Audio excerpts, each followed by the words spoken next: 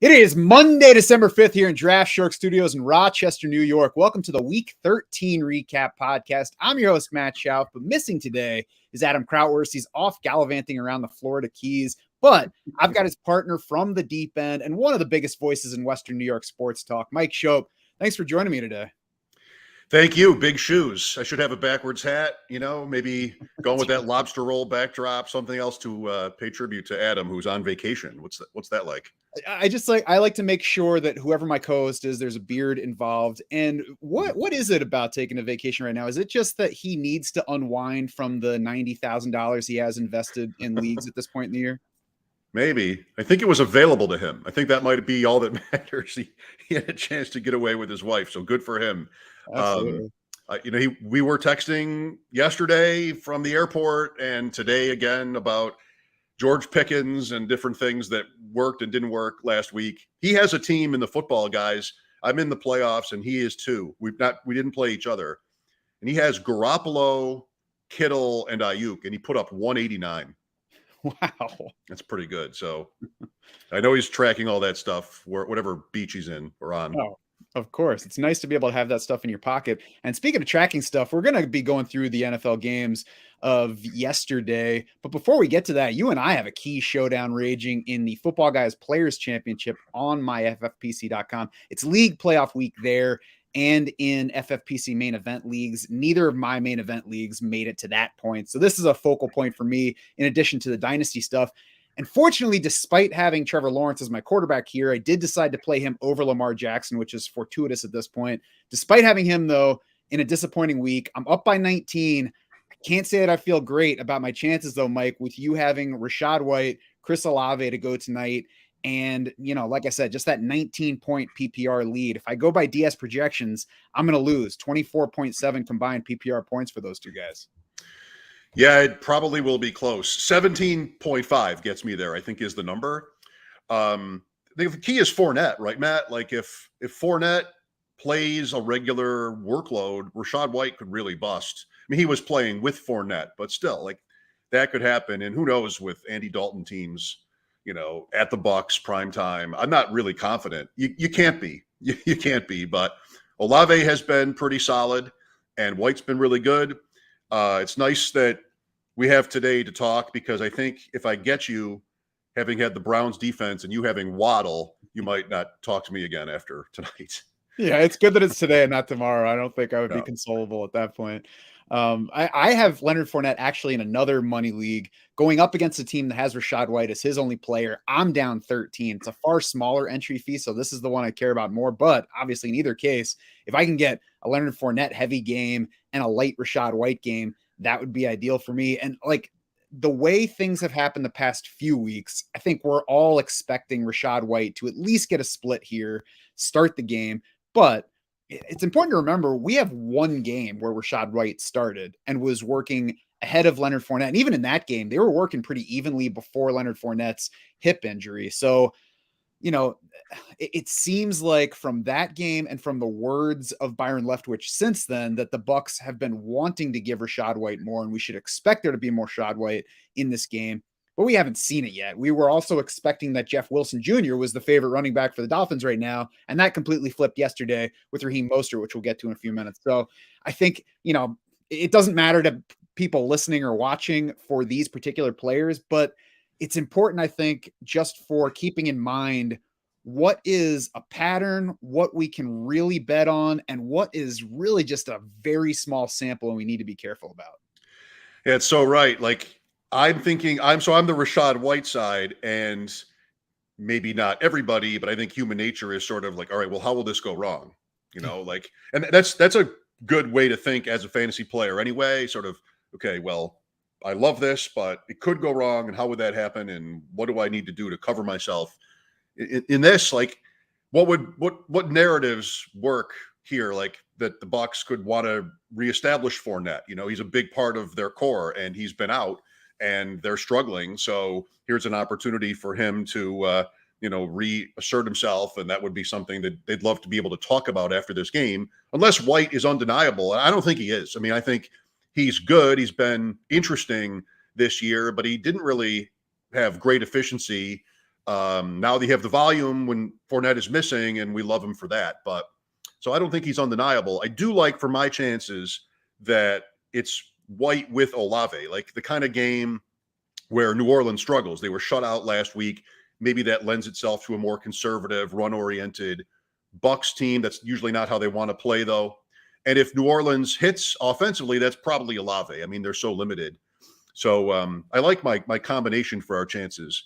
A part of me wants to see a win because in this format, you can qualify for the sprint in the regular season, which I did, and you really could have, like, just a couple of bad breaks cost you that, and you need this win to be able to do that. So I don't know. I can't say I'm rooting for you, but I think you kind of deserve it. If you said you were rooting for me, I would know that you were lying. So I appreciate you not going that far. Right. So I'm glad that I can help set it up as kind of a win-win for you. The other thing to remember on the Bucs side too is that when we did see them split, it was the most run-heavy game of the year for the Bucs. So overall, they've been much more pass-heavy. And, the other thing that could go Fournette's way is maybe they do split. Maybe Rachaad White gets more. Maybe Leonard Fournette is the lucky guy near the goal line. We'll see. The other part that I'm kind of clinging to for hope is both of these offenses are playing much worse than we expected them to. So this could just be an ugly game, which is kind of what I'm hoping for what I need from all these guys. Ugly game. Leonard Fournette hammers in 2 touchdowns on his 21 yards rushing.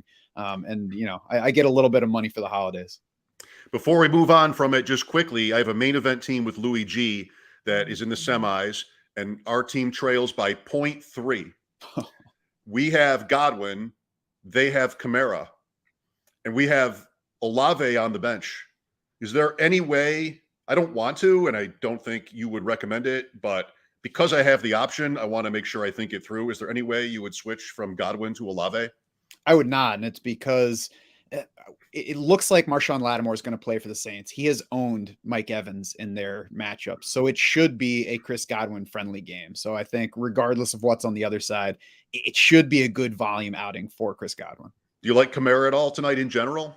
I want to, but he has basically one really good game this year. So like is the wrong word, but he certainly has receiving upside. I wouldn't bet on the rushing at this point, but he certainly has target upside if the Saints decide to go in that direction. He did okay in that area last week. I have another team with Kamara, so I'm split. But if this, for that other game's purposes, if this turns out to be, and it's happened so many times with the Saints, like where they're down, the Arizona game where they're down like 20 points or even like 10 points late third quarter on, and just every other play is a short pass to Alvin Kamara, I'm just going to lose it. Like that's part of his value when that happens. But I don't know, it'd be a tough way to lose. Welcome to the high volume fantasy play where somebody is helping and hurting you in every single game. It's funny. This is the time of year where, where families around more, we've got more people around when football's on TV, and somebody inevitably is like, "Hey Matt, you got anybody in this game on your fantasy team?" Like, yes, I have somebody in this game on my team. I have somebody in this game playing against me. I honestly don't know who I care about more because at this point, I prefer to not get too deep into exactly what I need that given week, because then it just makes the whole game less enjoyable for me. I'd rather check back at the end and be like, I was so close for that, or thank goodness that guy went off, just because there are so many different guys in play. And, you throw in the people that you recommend during the week, which a lot of times bugs me even more when I tell somebody this guy over that guy and it doesn't work out. Even if I have a good week, I'm like, I can't believe I told that guy, that quarterback. Yeah, that might even hurt more when you've given advice to other people professionally. But I haven't matured to the level of being able to put my phone down on Sunday afternoon. Like yesterday was a day for it. The Bills were off, so I wasn't working. But I was like I went to a place where I could see every game, every minute of every game, every play, at least for the early game. So hopefully that helps me have this show with you today, because there was no game yesterday that I didn't watch.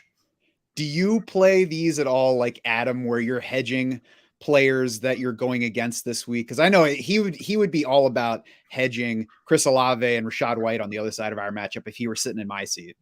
You mean in terms of prop betting? Yeah, betting the overs on the two guys that I'm hoping are going to go under.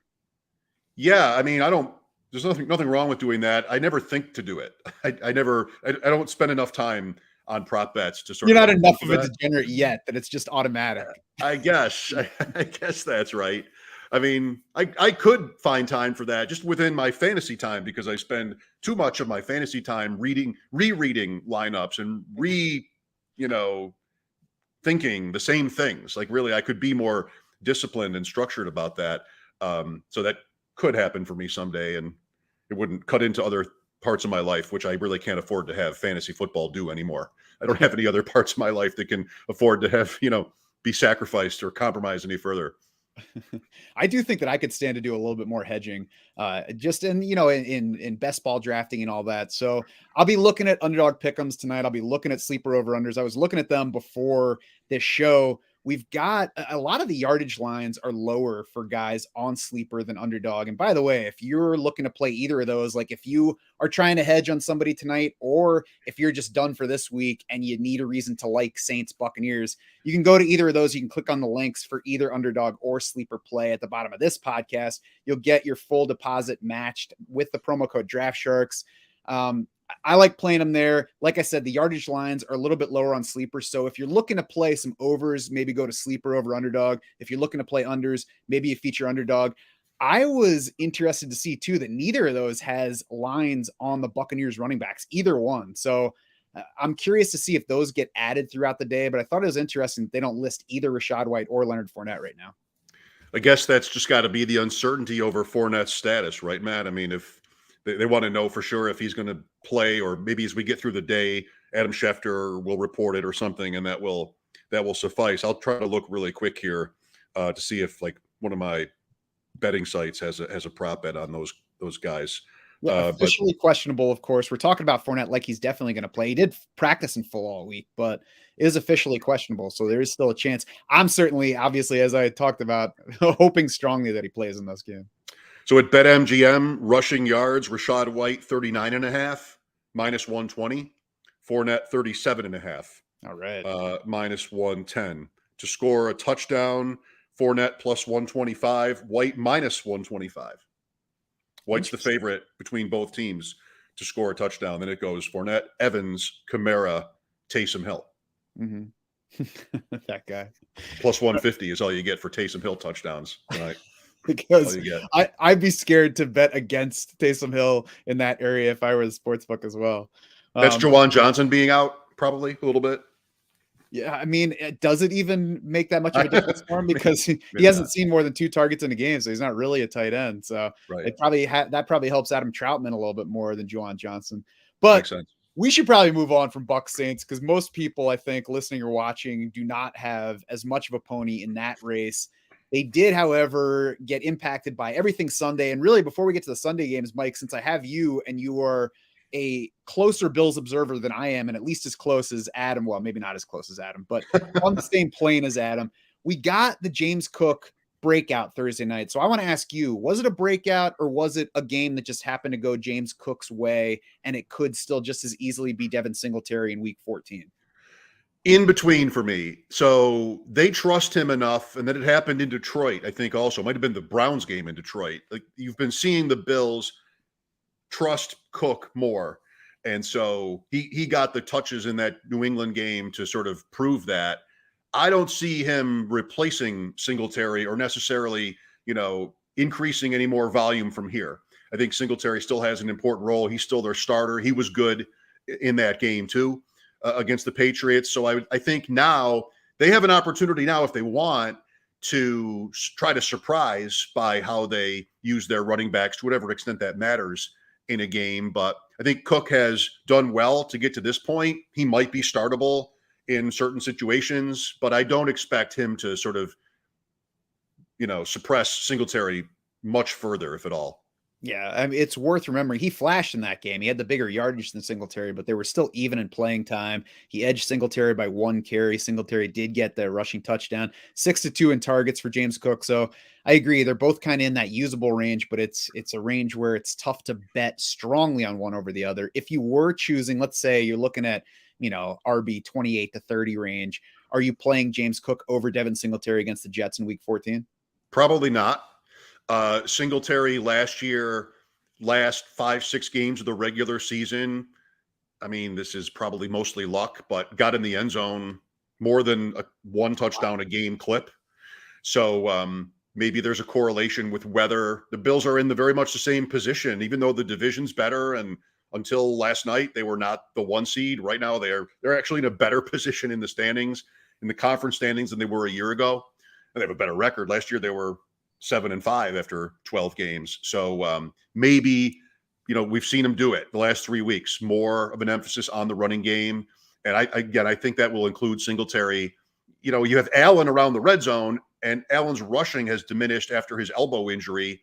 So maybe that's also not even as big of an obstacle for whoever of the running backs to get in. But I still think I'd probably go Singletary first. They're a 10-point favorite against the Jets, so a little bit less in the way of passes to running backs here, but it's close. Mm-hmm. Yeah, they're a favorite here. It's a defense that has been tough against the pass, so maybe it's more volume for both guys. They're both usable to some degree. We'll see where they settle out in our Week 14 rankings, which will be coming out midday tomorrow. For now, we'll move to the Sunday action. We'll start with Steelers-Falcons only because we have to, not because anybody really likes it. Najee Harris, though, another good rushing game in that one. Predictable because of the opponent, but nice for him through Week 9. Before the Week 9 bye, 3.3 yards per carry for Harris. Since then, 4.6 yards per rush in 4 games. He looked questionable leading up to the game, had the abdominal injury. We were wondering if it was going to be Jalen Warren week, and then it flipped where Warren was the questionable one, barely played in this game. So Najee Harris, good here. The issue is still losing the receiving stuff. Warren did play. He and Benny Snell had almost as many routes as Najee Harris, who ran a route on just 45% of dropbacks. So it's nice. And the matchups upcoming are okay for the rushing. The receiving still keeps you from getting excited about Najee Harris's turnaround, though, I think. That's right. Where we were before this last injury that he suffered last week was, a mediocre play. And we don't have the injury concern right now. It's been interesting, like twice this year with Harris, like Jacobs recently, where you don't know if they're going to play. And then, oh, no, we are. And they play and they pretty much have their usual workload. But it's a team without a high ceiling. And he's kind of, for me, the guy we've been talking about most of the year, which the offense is different than last year. And just we're sort of, not in a happy place having drafted Harris. But he does show, I guess, this week the durability that the team would want and that you would want, so you can maybe have more confidence in his, playing a big workload week to week. Deontay Johnson in this game, Matt, again with the drops. I hate that because it becomes this thing that so many people think is just like a bigger deal than it maybe is. But we had this with him last year, and now we have, maybe you saw it, George Pickens screaming, "Get me the effing ball," after Johnson had a fumble late. It was overturned, but nonetheless, I don't think you really want to see that. He's maybe like last week this happened, and maybe he's right that they should do more of that. And Johnson can't get in the end zone either. So it's a frustrating fantasy day for the Steelers. They got the win, but Pickens was a dud. Johnson a little bit, but you don't love it. And then Harris, as you said, just okay. I mean, based on what I knew about George Pickens coming into the league, I feel like it's less surprising that we got that moment from him than it would have been if he was actually delivering big fantasy numbers in his situation this year. I agree with the frustrations here.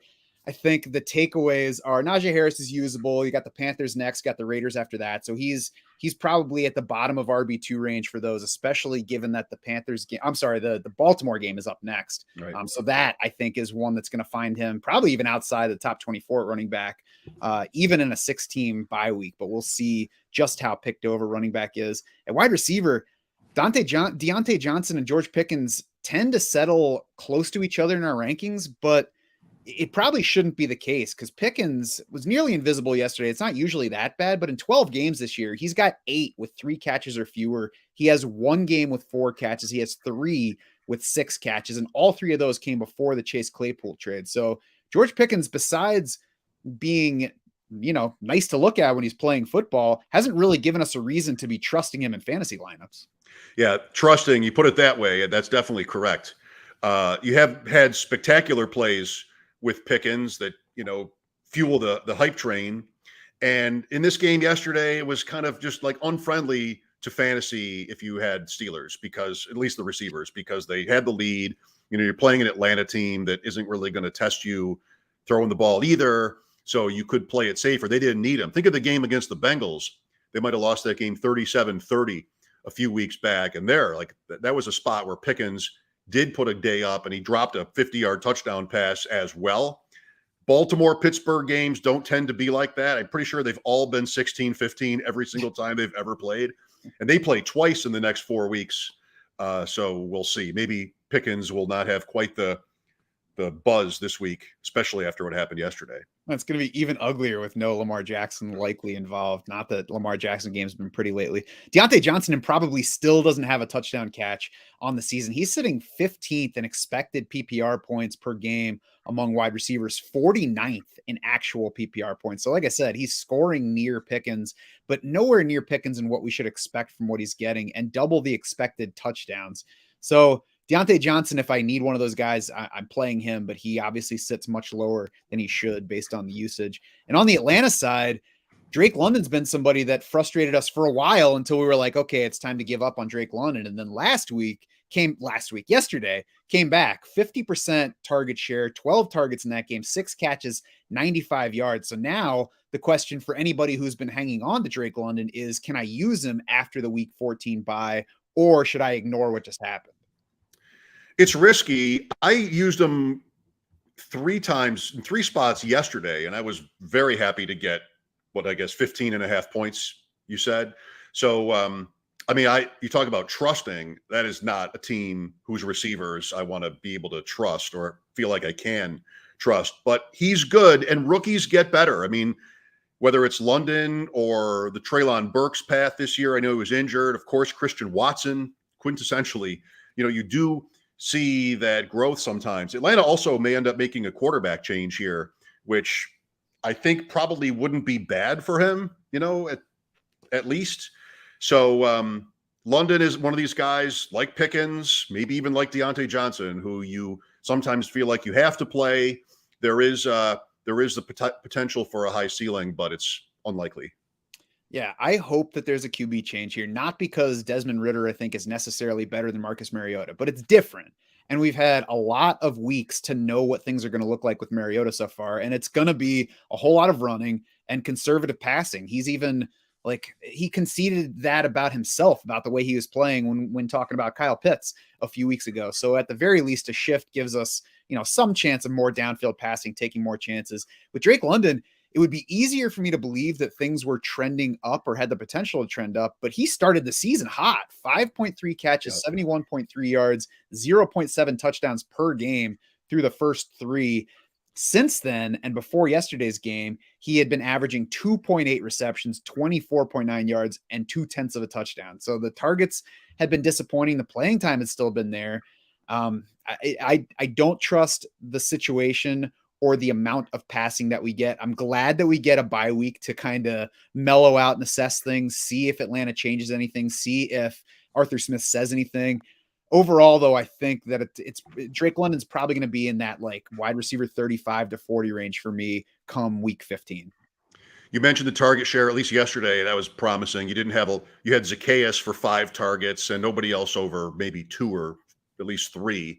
So at other times this year, that's been divvied up differently. Promising for him on that front, and hopefully it just improves. They are off this week, as you said. Also worth noting that Pittsburgh's been a positive matchup for wide receivers. No defense had allowed more fantasy points to wide receivers before yesterday. New Orleans, Baltimore, the next 2 matchups, they're in the same range if you look at our adjusted fantasy points allowed, but they play less man defense. According to Pro Football Focus, London has been targeted at a higher rate versus man than zone. So, it's a couple games where it might not go his way quite so much, especially if Marshawn Lattimore is back, all the way back for the Saints in that game. The other big takeaway for me from this game was Cordero Patterson, who last week we were like, oh, his targets are back now that Kyle Pitts is out. Yeah. This week, targets dissipated once again. So Cordero Patterson, do not count on him getting thrown to. Yeah, that's tough. Atlanta, in many ways this year, has been a real headache. And that's another one, right? Who understands his talent and wouldn't want to throw him the ball at all in a game you're losing? It's every week with the Falcons and at some point like this. So very frustrating. Yeah. And it's one of those offenses too, where you don't worry about missing a huge game. So I'd rather lean away from them if possible. There haven't been too many of those games like at the beginning of the season. Ravens 10, Broncos 9. Speaking of frustrating, Lamar Jackson first had the knee injury. The report on it is that it's not season ending, but days 2 weeks. Now that sets up to me like we should not expect Lamar Jackson to be in the week 14 mix. We'll see about week 15. I feel like Tyler Huntley might have a little bit more of a positive connotation to his name for fantasy players than he reasonably should. Not saying he stinks, but he had 5 starter level games last year. He had yesterday after Lamar Jackson left very early. Here are his fantasy finishes in those weeks: QB 18, QB 15, QB 1 for that 4 touchdown game against the Packers, QB 21, QB 29, and right now he's sitting at QB 15 for this week heading into Monday night. 41 yards rushing and a touchdown on the ground. He's been 40 plus yards on the ground every time, but the passing is not there. No, the Andrews is the guy with Huntley last year. It elevated Andrews, and man, a lot of us could really use that. So I'm a little bit more excited for him. No, I'm not looking to start Tyler Huntley. He does get the only touchdown of the game yesterday. I just think like the Baltimore running backs, Matt, what an awful year. I mean, it's been, the running game is so associated with the Ravens, but it's been near impossible to know what the usage is going to be going back all the way to the beginning of the season. Yesterday. Okay, well, Gus Edwards. Nope. I mean, just like it's split up. And more importantly, it's just so ineffective. It's really hard to understand. And Jackson this year has been, it seems, more reluctant to run. When the game is on the line, the Jacksonville game, he'll do it. Not that he's healthy right now, so not as relevant, but it's just been a very frustrating team. And they almost always win. Like it's like Atlanta is a poor man's Baltimore, where we have all these complaints all the time. Why don't they, add wide receivers? Why don't they do this? But they have led. Well, they had led by 10 points or more in their first 8 games, and they had a 9-point lead last week. Yesterday was different. They're not trending up, but just a difficult team. Andrews is the one guy, we all want to go with. We're not taking him out, and maybe Huntley sort of saves him, so to speak.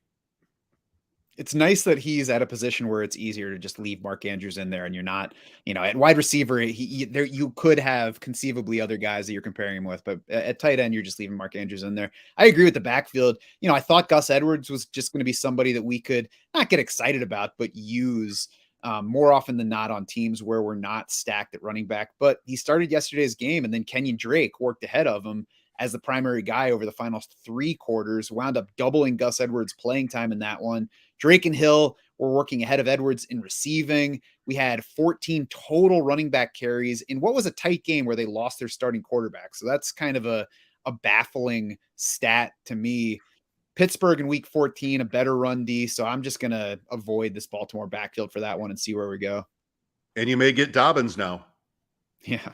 That doesn't help, right? Maybe it does. Maybe getting another guy in there is just like, okay, now I just know we can't trust anybody. I can't bet on any of them getting to 12 carries. I will just, if you really want one in DFS, fine, but I'm going to stay away. It's just that they have been so ineffective, and without the threat of Lamar Jackson, that will not get better. Yeah. Speaking of not getting better, it's astonishing how bad the Broncos are. And it's to the point where they're not even worth talking about on offense. We did have Cortland Sutton go down with a hamstring injury. We had Jerry Jeudy come back from injury. And, it's just like irrelevant. Dulcich, at least, for a barren position. But Sutton, this is the first time in like a month where I wasn't like, hey, Greg Dulcich, maybe. Yeah, I mean, that started well and finished very well, like relative to tight end production that we're used to. So I guess like he would start in the coming weeks unless something changes here. But the running backs it's impossible. Jeudy barely, Sutton a bagel and an injury. It's so bad. I want to sue the Broncos. I've wanted to sue them since the opener. I feel a lot of teams are just flatline or dial tone, and maybe they disappoint you. This team all season has made me angry. I don't remember the last time where I've looked at a team and thought, you guys really need to fire that coach before his first year ends. I mean, I'm sure that there have been other times, maybe I was just too young to be thinking about it, but I'm normally like, let's give him a shot. But there is absolutely nothing to to look to here for optimism. And it feels better to know that they have a 6'7" burner inactive every week in Alberto on an offense that cannot score a touchdown. That just adds to it. Maybe you should ask for his release like Baker Mayfield this week. Yes, he should have asked for that a long time ago. Yeah, that's just hopeless. Well, let's move on to the Packers 28-19 win over the Bears, where A.J. Dillon has been hopeful lately, doubled Aaron Jones's carries in this one, second straight strong fantasy outing for him.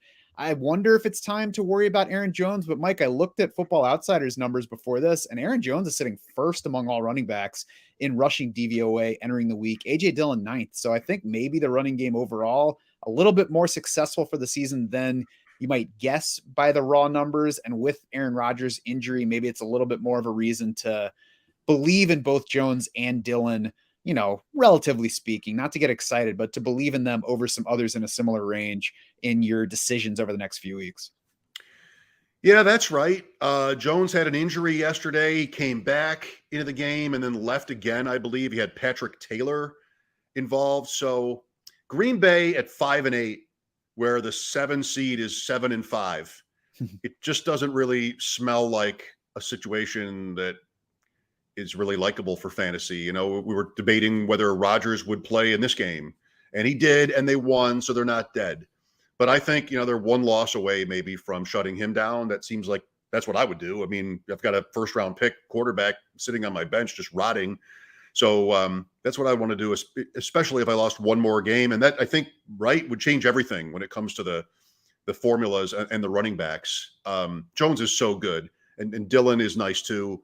As long as if I had Green Bay with a slightly better record, I'd probably want to buy into that, but we don't.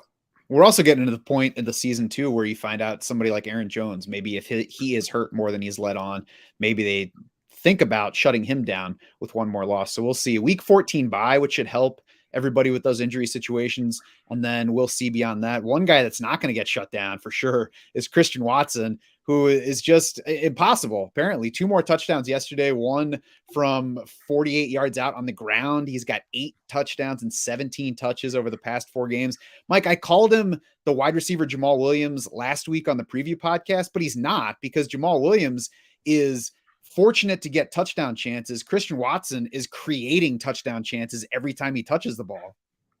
Yeah, he's so fast. Like these plays are just amazing to watch too. Like it's just impressive. Watson, for me, it's just like, this is not to predicting what's going to happen in the coming weeks. I mean, you're going to start him in the coming weeks is what you're going to do. But damn, for me, he was somebody that I had enough of in terms of drafts, but then would cut. It started badly, and just keep adding running backs, right? Like that's what we want to do, so we can have Samaje Perine in a situation like the Bengals are in. But to do that, Watson was somebody for me, even though with the rookie point, how they can grow. Like he was somebody for me that I cut off every team that I had him. Just like he came back for the Buffalo game, and I started him that week. But then he got a concussion like on his first play in that game. And so that's it. I'm done with Christian Watson and, paying the price. Yeah, I mean, it made sense. He didn't have any more. He had 4 targets in week 1, and then he had no more than 3 in any game until Dallas in week 10. And that's the past 4 weeks now. He has suddenly become that guy that's scoring all the time. So he made sense as a cut. I think as far as, learning going forward, I don't think that he's the type of guy that you say, I'm not going to make this mistake next time, because there have been plenty of other examples where cutting that young receiver worked out fine. We just don't remember them because people forget those seasons when it doesn't rebound. I think maybe maybe stop for a second and look at situation. You say, well, how much do they like him? How much of a chance is there that he works into a primary role for this offense if he gets healthy? And, maybe that's where, if it's close, you keep somebody like Watson because of the talent, because he was an early draft pick for them. And, to his credit, he has at this point worked into that primary role. He's not doing this, crazy touchdown rate on few touches from a minor position. He's right with Allen Lazard leading the team in routes. He's heavily involved. He's a full-time player. he's bound for some touchdown regression, but he is a primary piece for this offense that we can and should continue to use the rest of this season. His ascension also coincided with Romeo Dobbs' injury, when it looked like Dobbs might be, if not Lazard, the player to have on the Packers. Then he got hurt for 4 weeks, and that opened space for Watson. Sky Moore is an example of what you're talking about too, right? Like, cut him or don't. Well, he has Patrick Mahomes. The offense is more, there's more potential. So keep Sky Moore, maybe cut Christian Watson instead. You never know.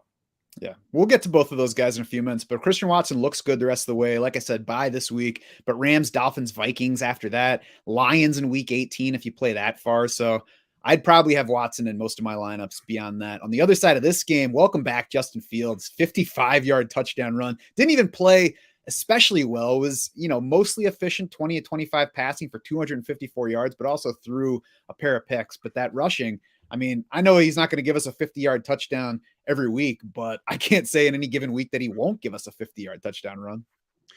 He ran only 6 times, but that big one saved you, like we were wondering about his shoulder and what would they do. And maybe it's right to have thought that they would slow down his rushing, but he hit, and he just looks so spectacular when he gets out field. So, you're playing him with confidence, I think. Yeah, and they said he was healthy. They get a week 14 bye now. He should be better for week 15.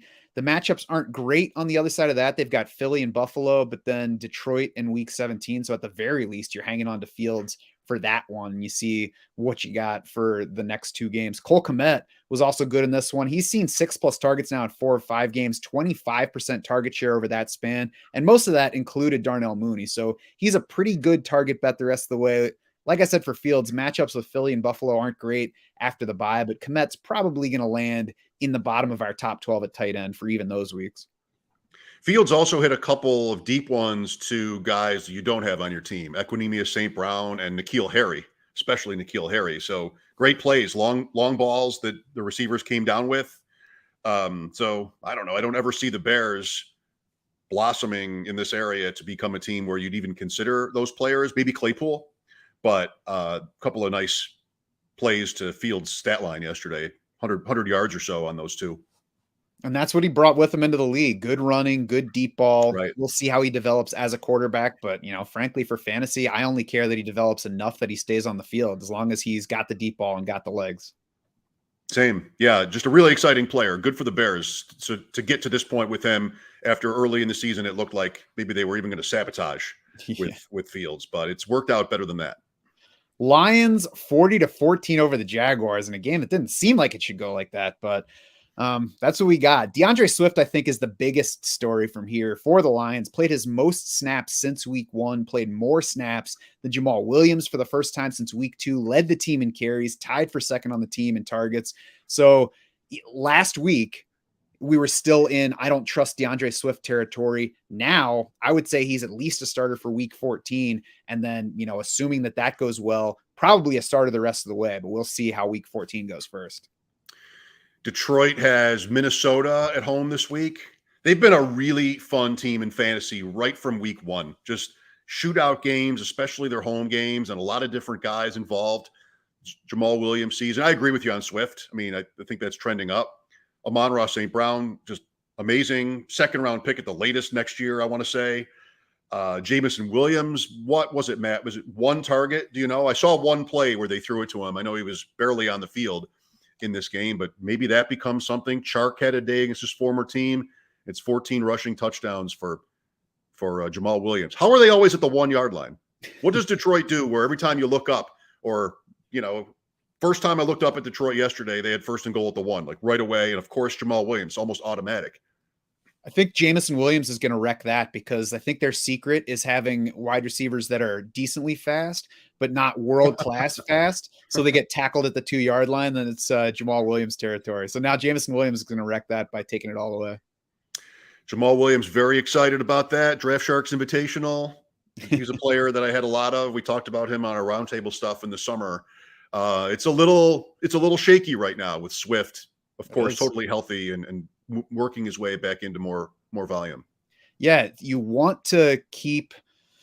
I don't know. It's going to be nerve-wracking to sit Jamal Williams because he did score again yesterday, and he scored early in the game. It's a fourth straight game with a touchdown, league leading 14 rushing touchdowns for the season, but he also saw his fewest carries since week 8, tied his second fewest carries all season, and this is where he's been in the few games where DeAndre Swift has been healthy. 11 carries in week 1, 12 carries in week 2, 11 carries yesterday. Those are really the only 3 games where we got a full DeAndre Swift. So I think that's where we should set our expectations for Williams. It doesn't mean you can't use him, but it certainly means less of a chance that he's getting the ball for a guy that we already knew was touchdown dependent. So I know that I'm going to get questions every week going forward. Should I start Jamal Williams or this guy? Jamal Williams is going to be a comfort level call against most running backs and wide receivers if we're talking flex going forward, because if he doesn't score a touchdown, he's going to give you 3.5 points. Just a glorified goal line back right now. No targets in a game where they threw 41 times. Yeah. And you mentioned a nice game for DJ Chark yesterday. I would be careful about him. It was just a 14.6% target share for Chark. And as you alluded to, it was the first game for Jameson Williams. He barely played, but I mean, I would assume that he's going to have more of a role going forward. So if I'm in like a league of 14 plus teams, if I'm in a league that plays more than 3 wide receiver spots, then I think Chark gets interesting. Otherwise, he's probably somebody that I'm not bothering putting on my roster at this point. Yeah, he was on the field a lot, but it's hard with Detroit. Like all these different guys and Justin Jackson, if you want him, and different tight ends. Like there's so many different ways it can go, except St. Brown, who seems undeniable. Yeah, he's going to dominate. Jared Goff is an option this week against Minnesota, especially with 6 teams on bye for the final bye week. Doubt he's going to sit any higher than QB 15 beyond that. So grab Goff if you need him this week. Certainly downside risk to him always, but don't get excited about him down the stretch. Browns, Texans next. And you look at a 27-14 Browns win. Wait, you think Matt. Oh, good. Were you just being nice, not mentioning Evan Ingram? Yeah, I guess I should. I think I mentally moved on from Trevor Lawrence's disappointing game. Right. And then I was like, forget the Jaguars. Your guy, Ingram, though. I mean, he got the touchdown. Do you have a thought on ETN? Like, he is not really that relevant in their passing game. I would say they're losing all day. Like, do we deserve more there? Are they misusing him? I'm not sure I could say that. I feel like maybe we're learning this year that in terms of ETN as a pass catching back, it's not elite. I think probably the takeaway here is don't look at a college back with high receiving numbers and assume that he's an elite receiving back. And we had some film guys saying that coming into that draft. He got a lot of receptions at Clemson, but it was running back type receptions. He wasn't running routes. And I think that's what we're seeing with Jacksonville. Because as you mentioned, he doesn't have more than 3 catches in any game all season. He started the year as supposedly their receiving back, but there's been 2 games all year with more than 3 targets. There have been no games with more than 3 catches. So, don't assume that there's going to be a receiving boost for any game script that goes against his rushing. If this game doesn't tell you that, right? Like snaps yesterday, ETN 49, Snoop Connor 4, JaMychal Hasty 3. They were down big early, and you got 3 catches. Like that part of there's a cap on that part of his fantasy value. Yep. And it's not like they're giving it to crappy guys instead. They're throwing to the wide receivers that they paid for. They're throwing to the tight end that they paid for. They're throwing to Marvin Jones, who has been around forever. So it just, it's not a case, I think, of, as you said, I don't think it's a case of the Jaguars misplaying it. It's just how they're playing it. Yep. Okay. Now let's go to Cleveland. Now let's go to Cleveland, because you look at 27 points, you figure a good day for the offense, but nope, it was a great day for Mike Schopp's defense in our football guys matchup. Touchdowns on punt return, interception return, fumble return. We got 304 yards of offense against a defense that has been allowing 378 per game. And you were basically disappointed if you used any of your Browns in this game other than Donovan Peoples-Jones, and that's only because he got you a punt return. Hey, I used the Draft Sharks rankings for defense plays, and they were very high on Cleveland. So I loaded up on Cleveland and Seattle where I could because of that list. Chubb is a little bit of a mystery, and Kareem Hunt got some play in this game. In terms of Watson, I'm not really worried about it. Like, I think Brissett would have probably made this game smoother for Cleveland. Just passes were off, and the offense didn't look like it was at all in sync, but isn't that to be expected? and they were able to win anyway in Houston. They're not dead in the race, 5-7. I mean, 7-5 is the 7 seed in the AFC. So I think they still have some life. They have the Bengals this week, and I feel like Watson will get going. I mean, he's always been an elite fantasy quarterback. So a lot of emotion in Houston, I'm sure. And I'm not going to take away anything negative in terms of fantasy football from his game. Yeah, I think we probably gave him a little bit too much credit. I think we had him 10th in the QB rankings. It's tough. You don't really face that many instances where a stud quarterback comes back after 2 years away. And it's not like we can look at the historical list of when that happened and say, well, this is what we should expect. So, if you did bet on him over somebody that outscored him yesterday, I guess the takeaway is to err on the side of caution. If somebody's not played football in a long time, we'll see where it goes. I think, like you said, though, I'm not overly worried. What did bother me was Kareem Hunt getting more involved early. And if you look at the final line, we got 17 carries for Nick Chubb, and you can say, all right, that's not as many as I would like against the Texans, but 17's okay. But in the first half, we had Kareem Hunt a lot more involved than he had been. 5 carries, 3 targets versus 8 carries for Nick Chubb in that portion. I don't know why that happened, because we had been getting a lot less of Kareem Hunt. Right. In week 1, it would not have surprised us. In the first half of the season, it would have been less of a surprise. But at this point, against that opponent, we were not expecting Hunt. I mean, it's sort of frustrating for me because he was a guy I had drafted a lot of also, and it just never really happened. And then people who study the efficiency were saying it's kind of on him, like that he isn't earning more volume from the Browns. But in this game, he got some, and Chubb did get to 80 yards. That game being in Houston, Matt, like to Watson again, like just what a way to break back in. Had to be just, I don't know. I don't want to sound like I'm defending him, but just had to be really challenging. 80 yards made me mad for Nick Chubb because I had lots of underdog pick'ems going with him in them, and it seemed like his line was set below his yards per game for the year. And he's facing one of the league's worst run defenses. It seemed like such a gimme, but then that's why none of these things are actually gimmies, I guess. Just break one. That's all you want. Just he really had a tough time. Like, what was his longest run of the day was 21 yards. Ugh. Okay. But come on, I could have a 21-yard run against the Texans. Against Houston. Yeah. On the other side, we did get a mild rebound from Dameon Pierce, 73 yards on 18 carries for him. One more carry than Nick Chubb in this loss. 3 catches for 22. That followed 2 games of less than 20 total yards for Pierce. The matchup certainly helped. The Browns are the weakest against running back scoring in the league.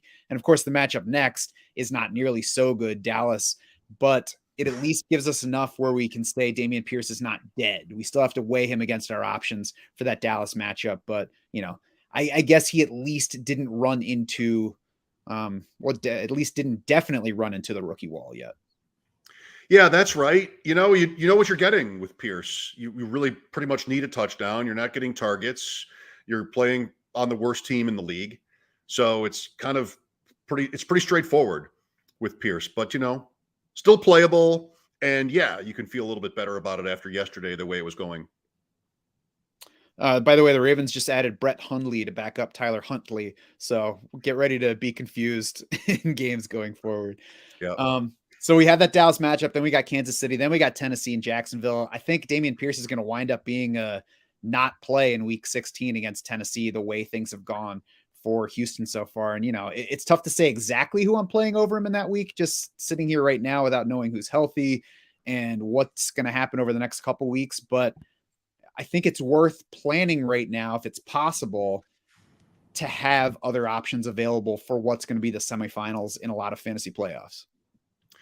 Yeah, I mean, the bye weeks this week will shrink the pool, but after that, and you get into the FFPC stuff with the tournaments, the football guys, and the main event, and you're just going to want the high ceiling. So that could freeze out. We talked about James Cook earlier. Maybe he becomes somebody you'd play over Dameon Pierce, given like what the circumstances are. But again, Pierce at least a breath of life yesterday.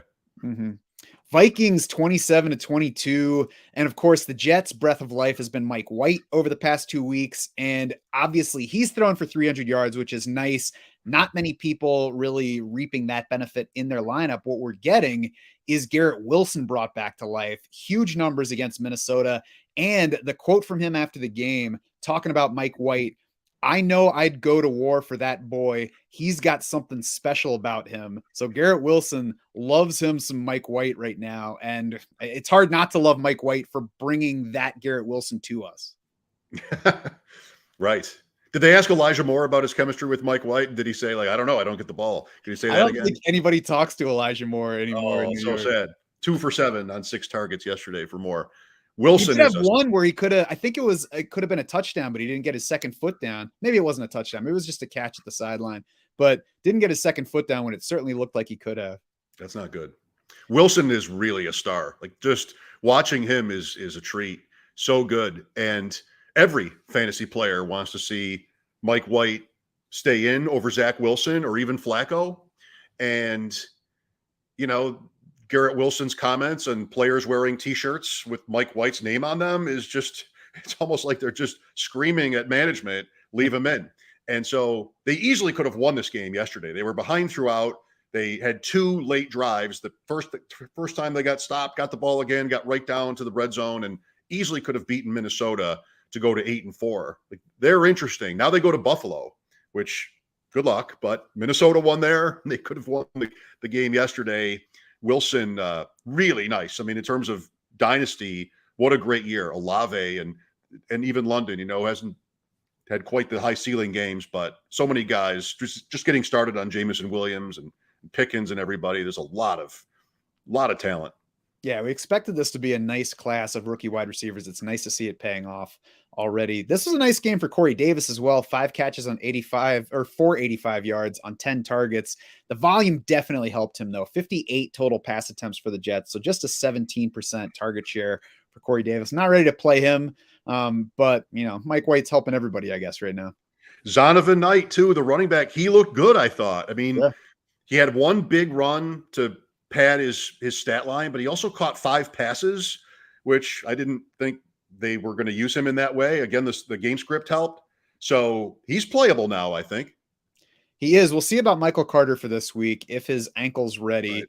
And that's going to make it challenging if he is. But if he's not, they said it was going to be a committee, but it sure looked like Zonovan Knight with some other guys joining in at some points.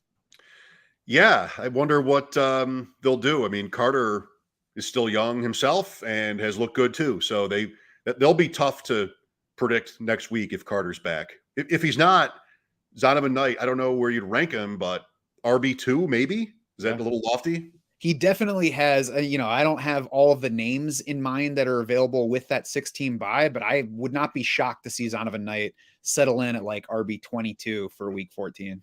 They're at the Bills, and the last drive they had against the Bills, they ran right through the Bills to win that game earlier this year at New York. So, he's an interesting sort of out of nowhere. He's all the time we all spend on this.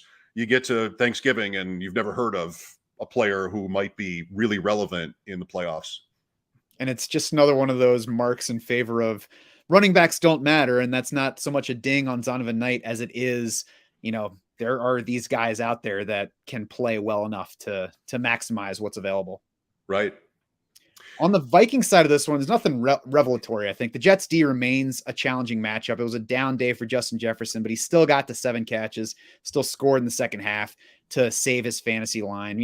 Down day, but nothing that you adjust anything off of. And really, I don't have any other takeaways from this Vikings offense. This is my first time hosting the Monday show with you, the recap show. I often watch it with Adam on, and I felt like, all right, I know what it's supposed to go, how it's supposed to go. I'll want to make just a couple of notes for every team. What's the most interesting fantasy takeaway from this team? For the Vikings, I just wrote, okay. Like Cook, okay. Jefferson, okay. Hawkinson, okay. Cousins down, I didn't learn anything about Minnesota, which is fine.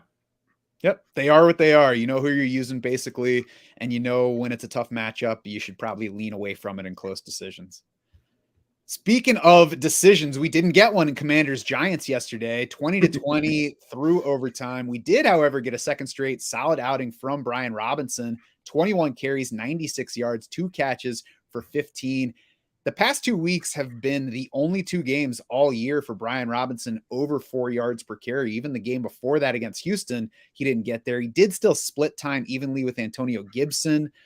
Gibson got just one more target, led by a pretty good amount in routes, 25-12. But Brian Robinson got the ball a lot for a team that wants to run the ball, look good, and he gets these Giants again after the bye.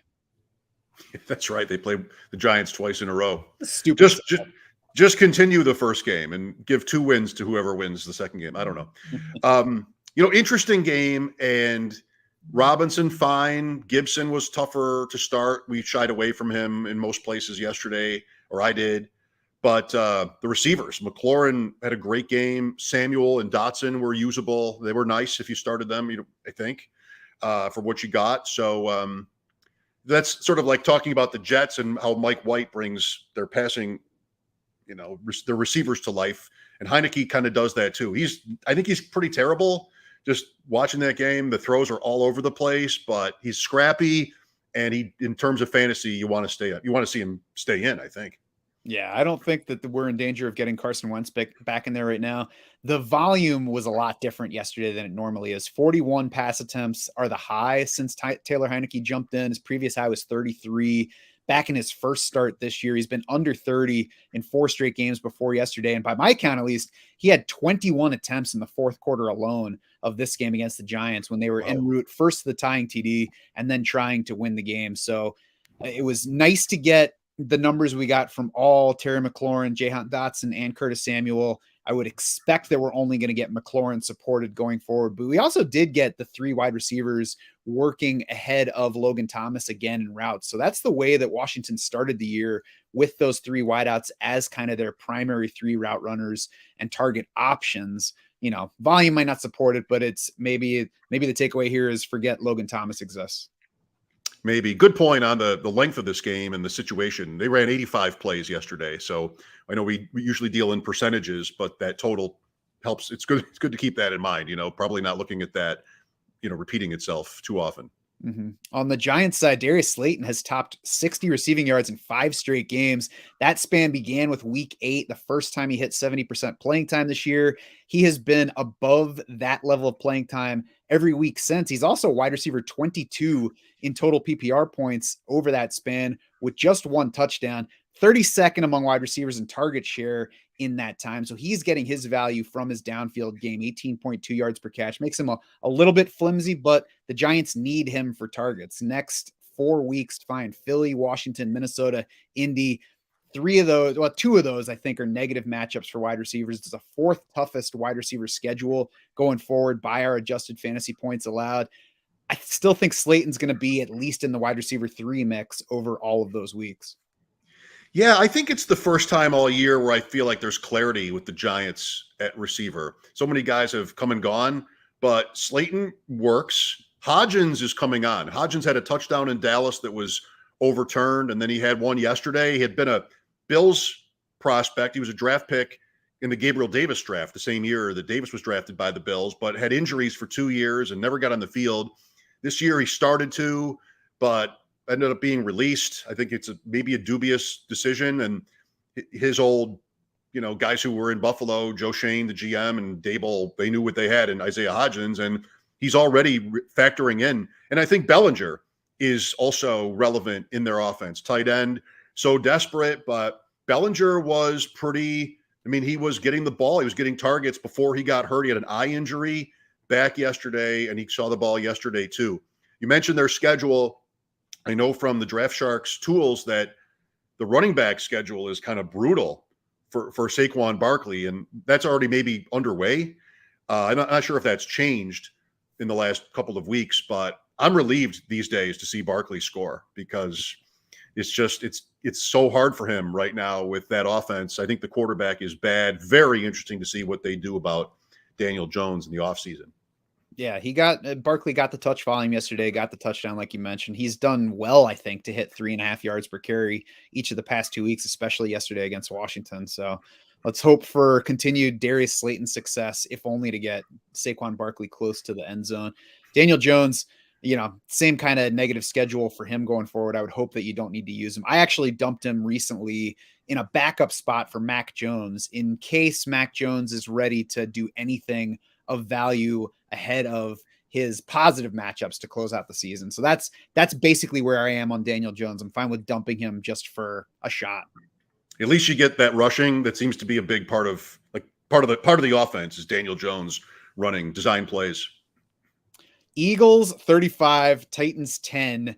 Philly's passing game dominated in this one. It's nice to see when they headed into a poor rushing matchup. There's still, I think, some concern if Philly can't run the ball. What are they going to do? Here was the answer here. We had a predictably down game for Miles Sanders, but I don't think that you should worry about that when he's actually had 3 down volume games among the past 4, and all 3 of those came against tough run defenses. Washington, Indy, Tennessee. So it's nice that he got the touchdown in this game. And the matchups look better the rest of the way. The worst remaining one is against Dallas in week 16. And the first meeting, Miles Sanders carried 18 times for 71 and a touchdown. Great performance. I mean, it was AJ Brown. What I love about the Eagles, you have Hurts and these guys in fantasy. Like Jalen Hurts is almost an MVP in fantasy. And twice yesterday, they missed on a deep ball. And then the next play, like there was AJ Brown out of bounds, right back to AJ Brown after that. Before that, the Davante Smith long touchdown, the first score of this game, was preceded by a deep ball to Quez Watkins that missed. Like, let's just run it again. They're so confident, and just like we know who we are and how we're going to play here, and just reminiscent from Tennessee standpoint of their loss to the Bills, where just like they were outclassed and a good team went big play on them right over the top, and that game was over. It's tough for Burks. I know we're not on Tennessee yet, but just you got to love it. If you're riding high with Hurts and AJ Brown or Smith, even Sanders, yes, last week that was a little different, but there's so much going on there. And Goddard will be back in week 15, it seems. Mm-hmm. Yeah. So we like the confidence here. I didn't have the game on where I was, so I was following on Twitter and I saw the AJ Brown touchdown, but the foot's out of bounds. And then I saw, next play, they do the exact same thing, 40-yard makeup touchdown. So let's go ahead and move to the Tennessee side. Cause I mean, if you have these guys from Philly, you're playing them. Treylon Burks, like you mentioned, a tough game for him, did have a concussion here. And I think that he's droppable, not because of the concussion here, Mike, but because there just hasn't been enough to cling to before that. And it kind of goes back to what we were talking about with Christian Watson. You like the talent, you like that they drafted him in round 1, but the touchdown he caught in this game was his first this year. He's topped 4 catches once. He's topped 55 yards in a game twice. He's 49th among wide receivers in target share, and that's adjusted for missed games.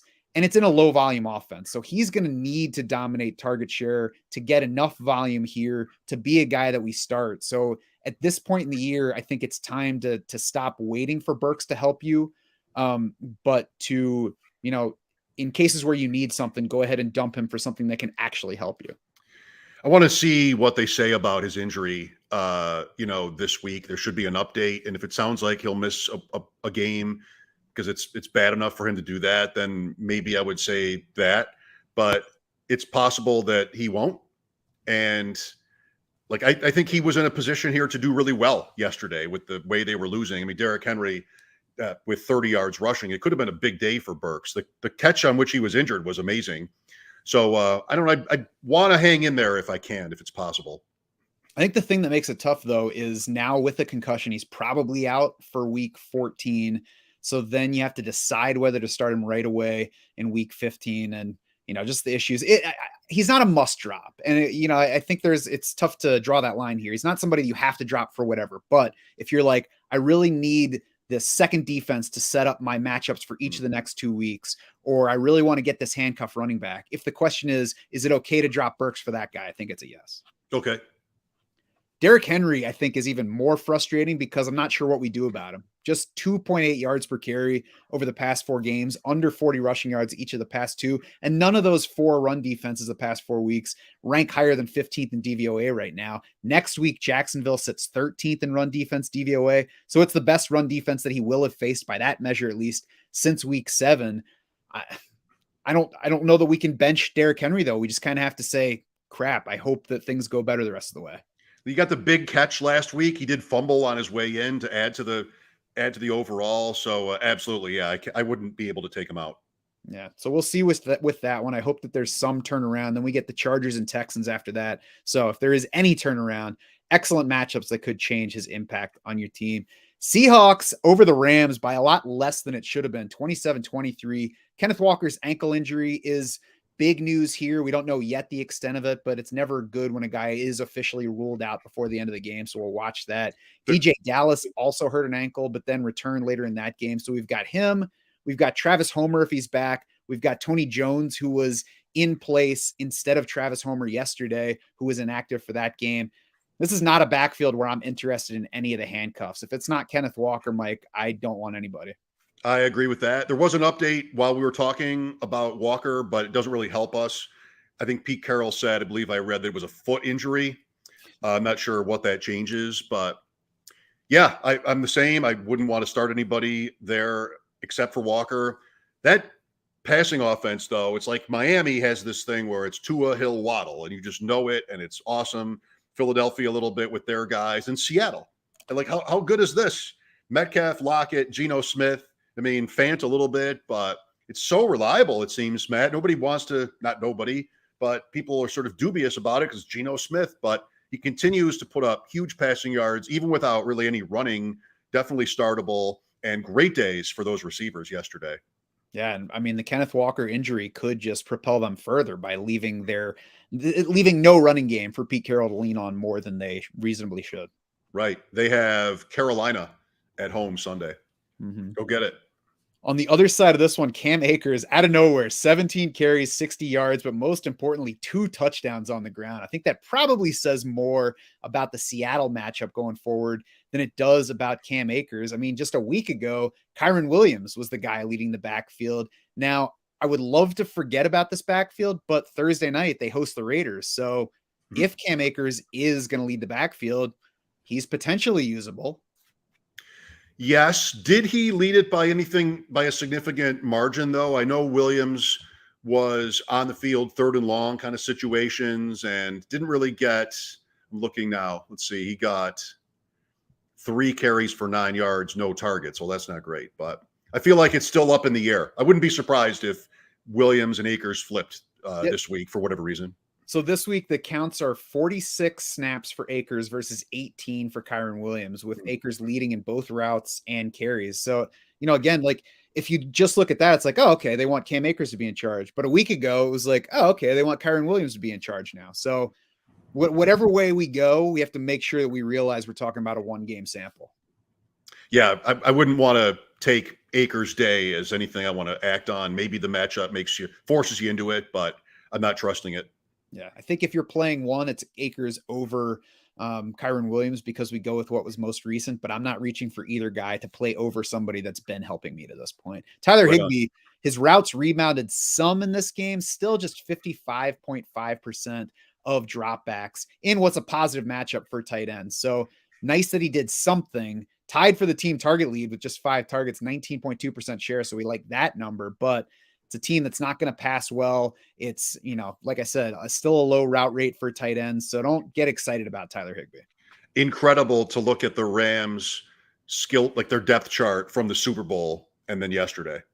And just like very obscure, Austin Trammell, just the most obscure names, Wolford and Bryce Perkins at quarterback, and just all of it, except for Akers and Higbee, I guess Van Jefferson. It's really just like, who are these guys? Yeah, that's a shame, really.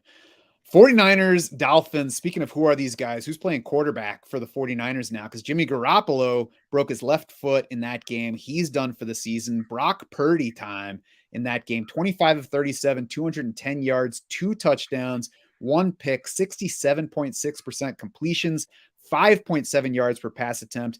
Obviously, it's a downgrade from Jimmy Garoppolo. The question is going to be the impact on 49ers pass catchers going forward. And I think, Mike, what might happen here is the new quarterback could be a little bit better for target purposes for Christian McCaffrey and Deebo Samuel, and a little bit worse for Brandon Ayuk because we've got a shorter average depth of target for Purdy, 6.3 yards per target so far this year versus 6.9 for Garoppolo. And yesterday specifically, where we got obviously the most work for Purdy yet, 5.3 yard ADOT against Miami. So if it's like that, that's going to help McCaffrey and Debo in terms of where they get targeted on the field. And it's going to hurt Brandon Ayuk, who leads them by a wide margin in ADOT for the season. Yeah, that makes sense. You'd expect a guy, he was Mr. Irrelevant, the last pick of the draft, Purdy. You'd expect somebody at that sort of draft level to keep it, rein it in, not going to be throwing the ball downfield very often. There is speculation today that it could end up with Baker Mayfield, who was released by Carolina. We'll see if he gets claimed by them or another team in front of them in the line. But like those are tough guys to bench. George Kittle, of course, he's going to play. It's tight end, but it's tough to put those guys on the bench with the Niners. Never McCaffrey, but maybe Debo or Ayuk, depending on what this looks like. I think the Jordan Mason development yesterday is relevant. In my opinion, I think we saw Mason over Davis Price, 8 for 51 as a counter to McCaffrey. Mitchell is gone. Maybe for the first time, we might really know what they want to be. It's a big game. McCaffrey and Mason, I think, is probably going to be what it looks like. That'd be my guess. Yeah, and I don't think that I'm playing Jordan Mason as a standalone in fantasy lineups because he did just get the 8 carries to 17 for McCaffrey, but this is the time of year where it's fine to go ahead and stash him as a handcuff in case something happens to McCaffrey. Obviously, we would get Tyrion Davis-Price involved if McCaffrey were to go down, but looks like Mason is finally the next running back up after being active, but almost only a special teams player all year to this point. If they don't trust the quarterback much at all, maybe you see a heavier run attack like when Mitchell. I mean, I started Mitchell at least once after McCaffrey was there. He had the one game where everybody was sort of dumbfounded by how many carries he got. So, I'm not going to want to start Mason this week, but he is interesting, I think. Yeah, interesting for sure. On the Dolphins side, Tua left the game with an ankle injury. The early word is that he expects to be ready for the Chargers game in week 14, so we won't worry about that too much right now. Jalen Waddle also left this game, but then came back with the leg issue. So not too worried about anything on the Miami side. The biggest takeaway is Raheem Mostert taking the backfield back over from Jeff Wilson Jr. in this one. Had been dealing with an injury for a while, but when Jeff Wilson Jr. first arrived, I don't think Raheem Mostert was really injury limited. So he beat Wilson in snaps and pass routes in this one, beat him 7-1 in carries in a game that just didn't go the way of the running game at all. I mean, we'll see. It's one game. It's a little quick to say, oh, it's Mostert now. But if I'm choosing between them for what's a high ceiling matchup for running backs against the Chargers next week, I'd have to lean Mostert. It's so tough to attach any rhyme or reason to these things. We're half of the teams in the league, maybe we're talking about, all right, what does this game tell us about what they are going to do next week at running back? And we're talking about the Rams and the Niners and the Dolphins and so many other teams, Green Bay. It's like so hard to know. I wouldn't be confident at all. Right. This game yesterday for Miami, they did not convert a third down. They had 46 plays of offense to San Francisco's 84. Like it was just a game where they could not get rolling. And if it just was like, you stay out there. I mean, it could have been the kind of game for Miami where there's nothing meaningful about what the running back usage was. That said, it's hard to trust Jeff Wilson next week, right? Like, I mean, he had 1 carry for 3 yards, just a total dud in an important fantasy week, or even Mostert. But like, I don't know. I would want to find, prop bets maybe or something like that on Wilson next week, because I think this might have been the kind of game where there really are no takeaways. Yeah, it's tough to know. I wish that it weren't so late in the season so we could have some time before the playoffs to assess it. And I mean, it'd be nicer too if they had a negative matchup in week 14 where we didn't have to worry about it so much. But Chargers, a high upside matchup. Bills have been a decent matchup for running backs after that. And then Green Bay in week 16, another high upside matchup. So let's hope we at least get some answers before that one. Yep. Bengals 27, Chiefs 24. Chiefs went with their second most run-heavy approach of the season, a 61-39 pass run split. That trailed only their week 4 game at Tampa Bay, where we had the huge CEH stat line in a lopsided Chiefs win. They had been 71% pass through week 9, just 64% over the past 4 games. So for whatever reason, the Chiefs are leaning a bit more toward the run. And, we've had wide receivers in and out because of injuries. Travis Kelce is also down 2 catches per game between those 2 spans of games that I mentioned. It's kind of like Derrick Henry, where you don't do anything with it. You're still playing Travis Kelce, but at least for DFS, I think it's something to be aware of. Yeah, just a really tough game, Kansas City. They've always been hard to predict when it comes to wide receivers, and that's no less true than ever with Juju's game. And just it's hard to know. Pacheco seems solid. Who do you start with confidence on the Chiefs? Kelce, of course. Mahomes, of course. Pacheco, maybe. Like it's hard after that. I think that the recent run lean makes me more confident in Pacheco than I was a week ago, especially now that he's scored twice from inside the 10-yard line in consecutive games. He's got 14 plus carries in 4 straight now. He's averaging 4.8 yards per carry over that span. Got the 2 short-ish yardage touchdowns, as I mentioned, and perhaps most importantly, the 6th best running back scoring schedule the rest of the way by our adjusted fantasy points allowed. And if you look at it game by game, the 2 meetings remaining with Denver look like they're negative by adjusted fantasy points allowed, but the Broncos are allowing 4.6 yards per carry to running backs for the year. They're 17th in run defense DVOA, according to Football Outsiders. So I think the matchups might even be better than they look for Pacheco the rest of the way.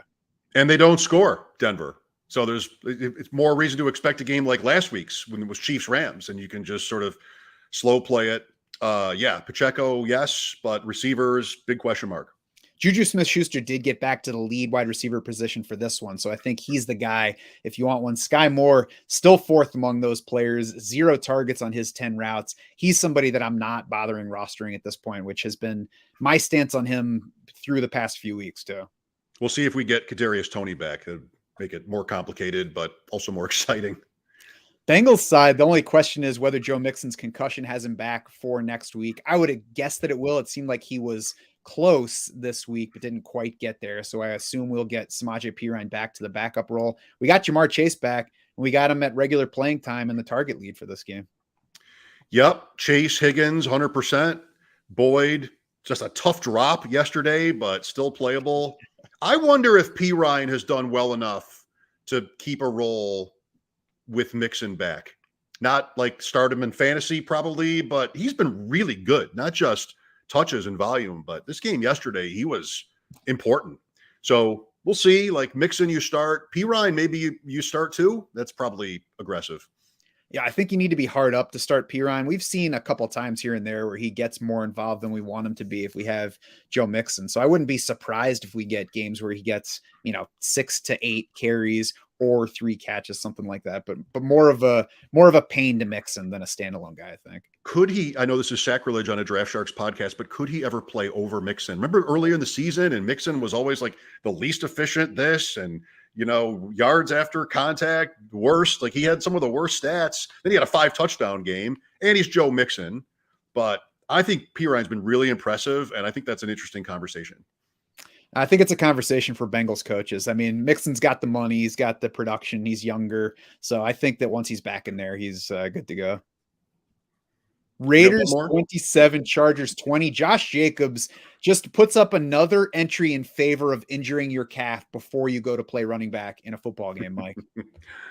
Yeah, wow, what a story this year. There are guys I regret not having drafted more often. Jacobs is not one of them because I think it's maybe hard to hear, but like I just feel like it makes sense to me why I didn't end up with Jacobs more. Roster construction and things. Guy like Amon-Ra St. Brown is somebody I think I should have been drafting more often.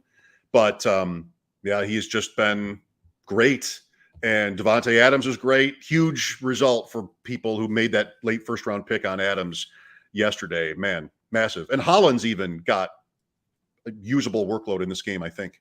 Yeah, I think after the season, we'll start looking more at what we missed, what people missed about Josh Jacobs, what you can take away from that for drafting next year. But yeah, for now, he and Davante Adams are dominating things on the Raiders offense, and they're difference makers in fantasy any week where they have a positive matchup like they did here. On the Chargers side, Justin Herbert, his second most passing yards of the season, still expected to get Mike Williams back at some point. He's been delivering on what we knew was supposed to be a positive end of the year schedule for his numbers. Austin Eckler, I wonder, like, I don't know if I've noticed how weak his rushing has been this year. It's been masked by his receiving and his continued high touchdown rate. His carries per game are down versus last year. His yards per game are down versus each of the past 2 years, but his receptions per game are at a career high. So, I'm not sure that it means a whole lot, but it's something to take note of, I guess. Yeah, he's held up this year at least. And so we've always sort of, for 2 years, been sort of making sure we extra careful. We have support behind Eckler. At least he's been able to make it into December. Great job. Josh Palmer in this game with Mike Williams still out seems like, relatively impressive. He's been safe to play. And I am worried that I'm about to crap out here on my computer. So I'm hoping we can get to the end in any second. If it happens, buy in advance. If it happens. Speaking of behind Austin Eckler, Joshua Kelly reclaimed that number 2 running back job in this game. So I think this is a time of year where he's a solid handcuff. If you want to drop somebody that's probably not making it into your lineup, like I would drop Sky Moore for Joshua Kelly if I have Austin Eckler, or if I just have shaky running backs where Joshua Kelly would be a potential upgrade if he's the Chargers starter for me. Yep, I think that's right. On the other side of this game, I would not bother with a Raiders handcuff because I don't think if Jacobs goes down, I don't think it's either Zamir White or Amir Abdullah. I think it's them and Brandon Bolden all working together. I mean, I've had Zamir White taking up space on many rosters this year. It's not happened yet. Gerald Everett got a yardage bump, but same role for him. He's a solid option as long as the volume stays up, and that's going to happen. The Chargers are second in the league in pass attempts right now. They'll be leading the league if the Bucs throw any fewer than 41 passes tonight. Finally, in our slate of games, Cowboys 54, Colts 19. Mike, I looked at the live betting for this one. The Cowboys had a line of 6.5, and I was like, maybe, but I didn't. Probably because I lost on the Jaguars plus 15.5 as a live bet earlier in the day, but I was sure kicking myself pretty quickly. Yeah, I mean, I had on our WGR show Dallas minus 9.5, the the pregame line, and I thought I was beat. Like that game through 3 quarters was 21-19. And then Dallas scored 33 points in the 4th quarter. There's all kinds of stupid things started happening to the Colts. Man, Indianapolis has been a ride this year. Dallas, fine. Gallup had a game. We'll see what happens with Odell Beckham, Pollard and Elliott, of course, Prescott and Lamb. Like, it's all good. I don't know if you see it differently. I don't know. What did Schultz put up in this game? Was there much of him? I'm not even sure what the numbers were for him. I didn't even look. I mean, we had less than 200 passing yards from Dak Prescott in this game. So I'm not even sure how much it tells us. I will say that last week, Jared brought up Michael Gallup as a pickup for the rest of the way. And I was like, I don't know how much Michael Gallup's going to do for us. So maybe it's a lesson to listen to Jared more than me. 2 touchdowns. Schultz, by the way, 2 for 33 on 6 targets. Hey, we'll take the 6 targets and forget about the 2 catches as far as I'm concerned. Okay. Indy? Yeah. Otherwise, fantasy-wise, I think the big takeaway is to not worry too much about Michael Pittman on the Indy side. We know the Colts stink. They were facing the best defense in the league right now, at least by some measures. So if you're disappointed in Michael Pittman's numbers, and obviously you are if you used him, just know that Trayvon Diggs shadowed him in this game. So beyond this, they've got the Vikings, Chargers, and Giants, and there's absolutely nothing scary matchup-wise. Man, what a team. Matt Ryan pulled, coaching changed, Matt Ryan back in, looks good, then doesn't. This was a disaster. Yeah, I think calling the Colts a disaster is the way to assess that one. And we'll use the guys that we've been using. Jonathan Taylor remains in play. Michael Pittman remains in play. Don't reach too far for other guys in that group.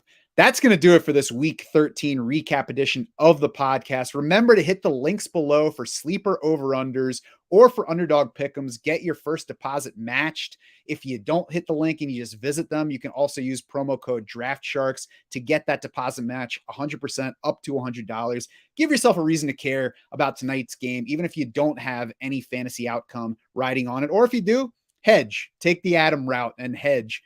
Then it's on to week 14. Of course, you got 6 teams on bye for the league's final week of buys.